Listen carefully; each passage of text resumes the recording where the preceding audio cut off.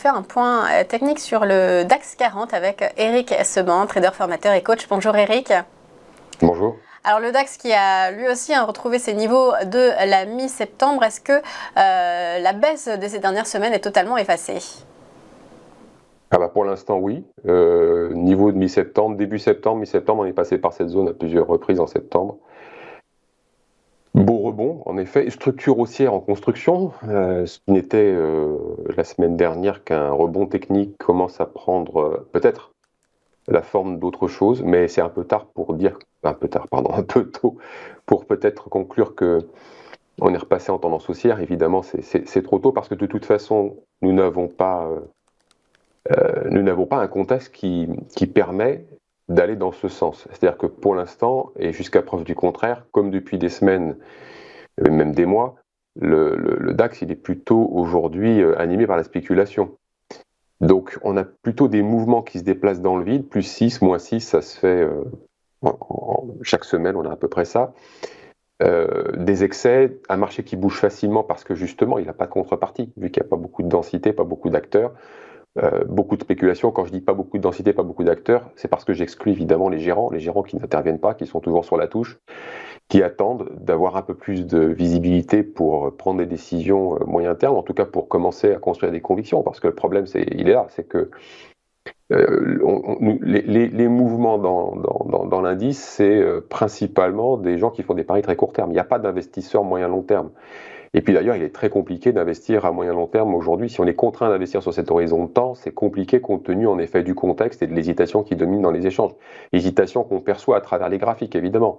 À des moments dans la journée, ça n'hésite pas, ça monte, ça descend. Mais en définitive, quand on prend un peu de recul sur une semaine, on s'aperçoit que ce qu'on fait tout et son contraire. Et ça, c'est rendu possible parce que le marché est livré à la spéculation. Et quand vous parliez à l'instant des niveaux de septembre, oui, c'est les niveaux de septembre. Là, on remonte au niveau de septembre, on a effacé les résistances de la zone parce qu'évidemment, encore tout le mois de septembre, on avait tenu au-dessus de 12 500. Et puis, passé en dessous, j'avais indiqué qu'on irait vers 12 000 très rapidement. On revient de 12 000. Alors, ce qui est intéressant de noter, c'est qu'après être passé même sous 12 000, en revenant vers 12 800, qui est le niveau de début septembre, mi-septembre, la volatilité n'a pas beaucoup varié. Alors évidemment, quand on est descendu sous 12 000, elle a augmenté, mais elle n'a pas explosé. C'est un indicateur important, puisque je vous disais, le marché n'est pas vulnérable. La conviction directionnelle baissière, elle n'existe pas, et le relais baissier, il ne faut pas l'attendre. On a eu le rebond technique. Maintenant, on a un peu plus que ça.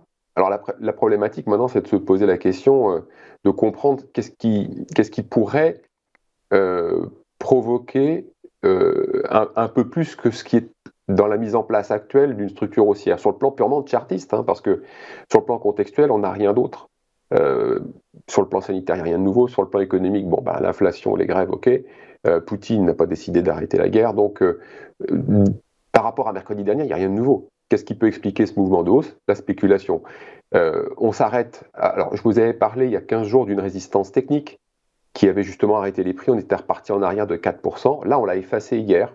On l'a cassé et on s'est arrêté sous la résistance suivante, qui est la grosse zone de 12 830, 960.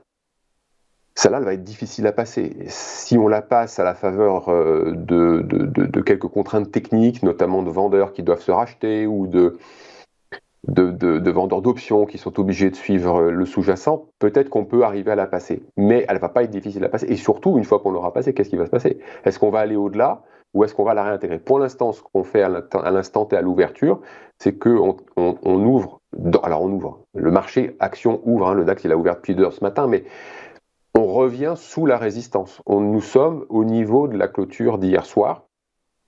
Et donc, pour l'instant, on valide bien cette résistance. Donc, les scénarios pour la suite, ils sont sur le graphique.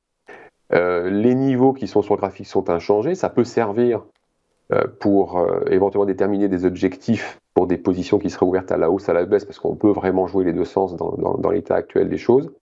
Tant qu'on n'aura pas les gestions qui reviennent, la spéculation va continuer à faire bouger le marché. Et mon pari, c'est que, mon anticipation, c'est qu'on va continuer à faire le ping-pong entre les niveaux, comme on l'a fait depuis la semaine dernière. Et c'est ce que malheureusement j'anticipais. Je dis malheureusement parce que quand il faut prendre des positions dans un marché comme celui-ci, c'est très compliqué, donc on travaille très très peu. Là, je souffre en ce moment, c'est pas facile. Il n'y a pas grand-chose à faire. Il faut laisser passer la période. Cette hésitation rend tout le monde hésitant et je crains que ça se poursuive tant qu'on ne sera pas sorti de la zone. Le problème, c'est avec quoi on va sortir de la zone. Comme je l'ai dit, il ne faut pas compter sur les gérants. Ils n'ont aucune raison de bouger. Et la spéculation, ça va continuer à taper les niveaux en attendant mieux, parce qu'il va bien falloir qu'à un moment, le marché bouge et sorte de là. Oui, on attend aussi un éclaircissement de l'horizon. Merci beaucoup, Éric Oui. Séban.